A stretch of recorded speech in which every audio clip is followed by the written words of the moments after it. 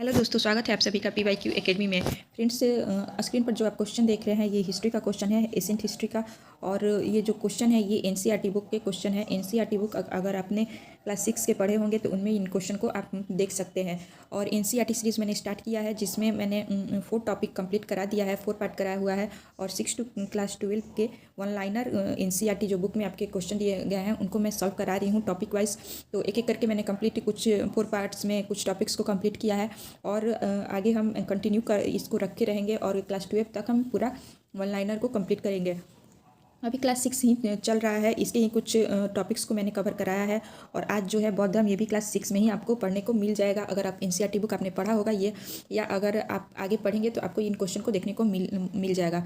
और NCERT book आपके exam के लिए कितना इंपॉर्टेंट है आप समझ सकते हैं। अगर आपने कोई एग्ज़ाम दिया हो या अगर आपने कोई एग्ज़ाम नहीं भी दिया हो और आप प्रिपेयर कर रहे हैं तो एनसीईआरटी को ही प्रायोरिटी दीजिए, क्योंकि किसी भी एग्ज़ाम में एनसीईआरटी को प्राथमिकता दी जा रही है। उसी बुक से क्वेश्चन आते हैं अधिकतर, और बहुत सारे एग्जाम में देखे गए हैं सेम टू सेम लाइन और पॉइंट्स देखने को मिल जाते हैं। सीटेट तो सबसे मोस्ट इंपॉर्टेंट है, यहाँ पे आपके सेकेंड पेपर में एनसीईआरटी से ही क्वेश्चन आते हैं।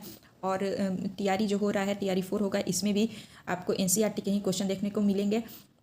और नेक्स्ट जो है आपका 70th बीपीएससी या जो स्टूडेंट बी स्टेट देंगे, इन सभी के लिए ये वीडियो बहुत ही ज़्यादा इंपॉर्टेंट है। ना सिर्फ इनके लिए ही बल्कि जो भी आप कम्पिटिटिव एग्जाम दे रहे हैं उन सभी के लिए एनसीईआरटी बहुत ही ज़रूरी है। तो इसको मिस ना करें, इस वीडियो को इन तक देखें। और वीडियो पसंद आए तो चैनल को लाइक शेयर और सब्सक्राइब करें।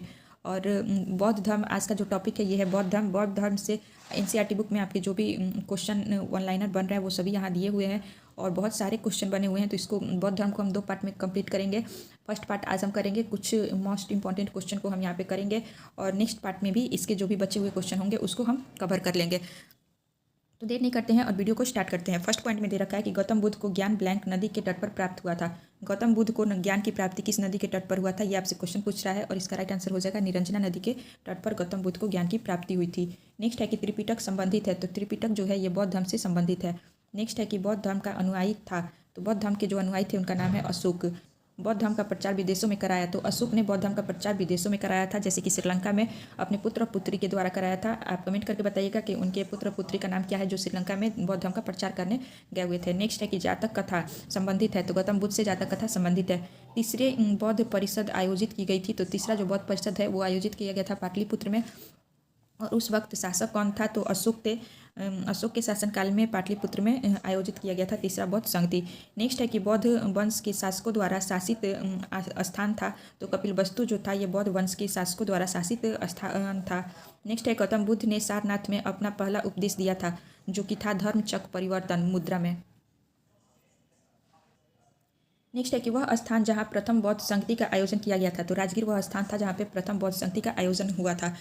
भगवान बुद्ध की 200 फीट ऊंची कांस्य प्रतिमा स्थापित करने का निर्णय लिया गया है, तो कुशीनगर में लिया गया है।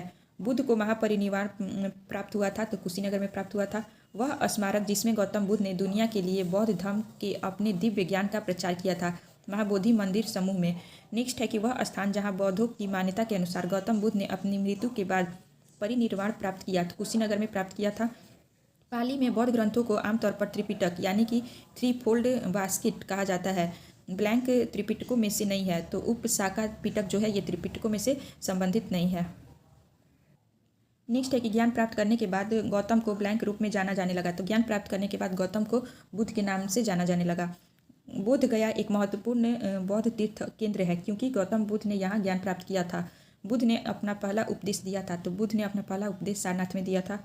नेक्स्ट है कि बौद्धों के लिए उत्तर प्रदेश में स्थित सारनाथ महत्वपूर्ण है, क्योंकि ज्ञान प्राप्त करने के बाद भगवान बुद्ध ने सारनाथ में अपना पहला उपदेश दिया था। एक बौद्ध दार्शनिक थे, नागार्जुन जो थे ये एक बौद्ध दार्शनिक थे। नेक्स्ट पॉइंट है कि बुद्ध ने अपना प्रथम उपदेश सारनाथ में अपने 5 शिष्यों को दिया था, जिसे धर्म चक्र प्रवर्तन कहा जाता है। नेक्स्ट है कि वैशाली में द्वितीय बौद्ध संगति जो कि कालाशोक के द्वारा संचालित की गई थी, वैशाली में संचालित किया गया था। और वैशाली में हुआ था द्वितीय बौद्ध संगति और कालाशोक के द्वारा संचालित किया गया था। थेरीगाथा एक बौद्ध ग्रंथ है, थेरीगाथा जो है ये एक बौद्ध ग्रंथ है, और जो सूत पिटक का हिस्सा है। यह भिक्षुणियों द्वारा रचित छंदों का संग्रह है। थेरीगाथा एक बौद्ध ग्रंथ है जो कि सूत पिटक का हिस्सा है और भिक्षुणियों द्वारा रचित छंदों का संग्रह है। 3 पिटकों में से अभिधम पिटक दार्शनिक मामलों से संबंधित है। माना जाता है कि गौतम ने अंतिम ज्ञान प्राप्त के लिए बोध गया जाने से पहले 6 साल तक प्राग बोधि स्थान पर शुद्ध चित्त से ध्यान किया था। नेक्स्ट है कि त्रिपिटक ब्लैंक का पवित्र ग्रंथ है, तो बौद्ध धर्म का पवित्र ग्रंथ है। गौतम बुद्ध का संबंध ब्लैक गढ़ से था, तो शाक्य गढ़ से था। गौतम बुद्ध को ज्ञान की प्राप्ति बोध गया शहर से हुई थी। बौद्ध धर्म से संबंधित एक पवित्र ग्रंथ है त्रिपिटक ब्लैंक। सामान्यतः एक बौद्ध मठ को संदर्भ करता है जिसमें बौद्ध भिक्षु रहते हैं। बिहार जो है ये एक बौद्ध मठ को संदर्भित करता है जिसमें बौद्ध भिक्षु रहते हैं। गौतम बुद्ध ने आत्मज्ञान प्राप्त किया था बोध गया से। हीनयान और महायान किस धर्म के पंथ है, तो हीनयान और महायान जो है ये बौद्ध धर्म के पंथ है। सिंह चतुर्मुख स्तंभ स्थित है। सिंह चतुर्मुख जो स्तंभ है ये स्थित है सारनाथ में। बोधिसत्व की अवधारणा ब्लैंक से संबंधित है। महायान बौद्ध धर्म से संबंधित है बोधिसत्व की अवधारणा। विनय और सुत्त पिटक ब्लैंक की शिक्षाओं के संकलन है। गौतम बुद्ध जो है विनय और सुत्त पिटक की शिक्षाओं के संकलन है। नेक्स्ट है गौतम बुद्ध के उपदेशों में से अग्नि उपदेश के रूप में जाना जाता है, तो आदित्य पर्याय सुत्त को जाना जाता है। जातक कथाएं ब्लैंक से संबंधित है, बौद्ध धर्म से संबंधित है। बुद्ध चरितम नामक महाकाव्य अश्वघोष के द्वारा लिखा गया है। गौतम बुद्ध का जन्म कहाँ हुआ था, लुम्बिनी में हुआ था। वह बौद्ध ग्रंथ का नाम बताइए जिसने भिक्षुओं के लिए नियमों का उल्लेख है। जिसमें भिक्षुओं के नियमों का उल्लेख है तो विनय पिटक है। स्तूप बनाए गए थे पवित्र स्मृति चिन्ह रखने के लिए। ब्लैंक के नीचे रानी माया देवी ने गौतम बुद्ध को जन्म दिया था साल वृक्ष के नीचे। बौद्ध धर्म की नींव जो है 4 महान सच्चाइयों एवं 8 अंगीय पद पर आधारित है।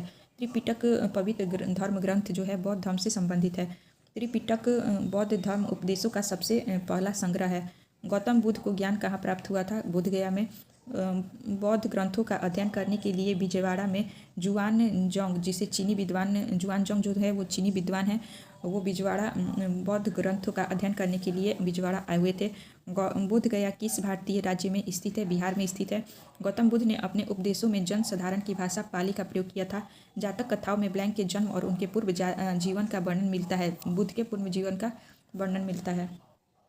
नेक्स्ट है कि जैन धर्म और बौद्ध धर्म के उदय में भारत में ईसा पूर्व 6वीं शताब्दी धार्मिक अशांति देखी गई थी।